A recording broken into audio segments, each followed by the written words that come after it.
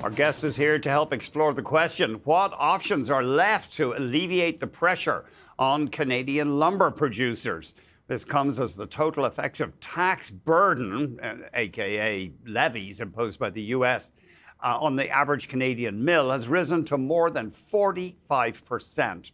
We're joined by Mark Parsons, chief economist at ATB Economics. Mark, thanks very much indeed for joining us. Thanks for having me, Andy. The pressure on the sector is just relentless, and you have a chart for us that shows the pretty steady decline in our lumber, our forest exports to the United States. Yeah, I mean, this is an industry that's been hit on a number of fronts. This is just the latest, as you mentioned, 45% effective tariff rate. That includes 35% on those duties that went up from 15% since Trump took office. But even before Trump 2.0, this is an industry that has long faced tariffs, or duties as they call them in the industry. Mm-hmm. You know, and then the industry, it's gone through the U.S. housing collapse, wildfires, a number of mountain pine beetle. So there's just been a number of challenges that have inflicted this industry. And this is just the latest. It is interesting. You mentioned the mountain pine beetle destroying just swathes of the Canadian forest. And BC in particular is a high-cost jurisdiction. It's hard to compete. Yeah, I mean, if you really look at the last couple decades, it has been a BC decline in the industry. Other provinces have held up relatively well, but they're also down. So you've seen a number of things happen. The mountain pine beetle disproportionately hit BC. Then you add the duties on top of that, mm-hmm. and then some more domestic policy issues. It's just created a very difficult environment. And the latest is you have West Fraser coming out announcing that they're closing the 100 Mile House mill, which is 150 to 200 jobs. Mm. But it's not just BC. Here in Alberta and high level, West Fraser's announced they're going to curtailing indefinitely their operations, which is about 190 jobs. So this is the industry in turmoil right now. The federal government has come out with some measures, and we're going to have to wait and see how effective they are. We actually talked to Tim Hodgson, the Minister of Natural Resources, yesterday. He's launching this task force. I mean, there's only so much he can do. But it was interesting. He seems to be interested in exploring with the industry a fundamental change in the way it does business, in particular focusing on the Canadian market with value-added products. Yeah, I mean, that makes a lot of sense. This has been the response, right, by Canada to the Trump tariffs.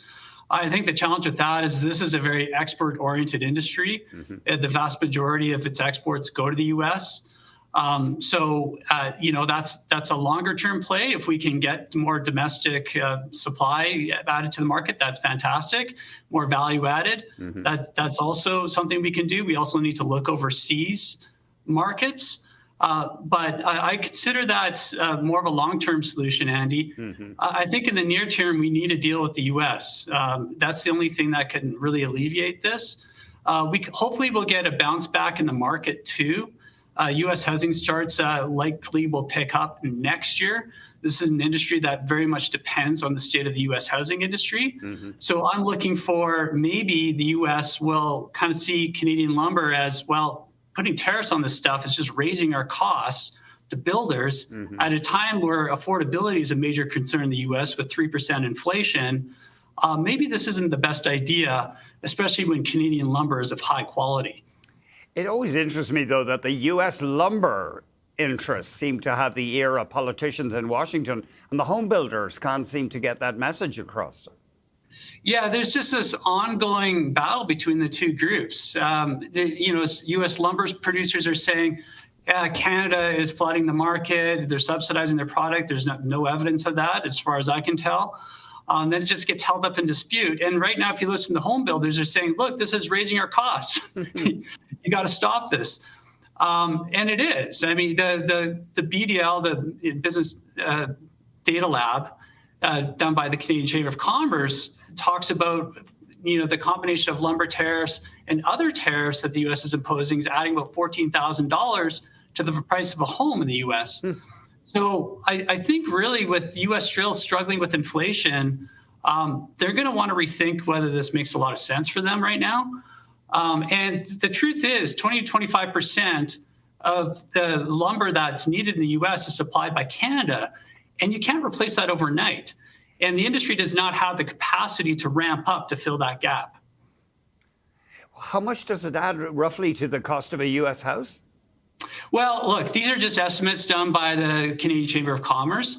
But if they look at the additional tariffs that are being added, so steel and aluminum and lumber and all those things, all these tariffs are adding about $14,000 to the cost of a home. That is amazing. Yeah, we'd better go. Mark, thank you very much indeed. Always great hearing from you. Yeah, thanks for having me. Mark Parsons, Chief Economist at ATB Economics.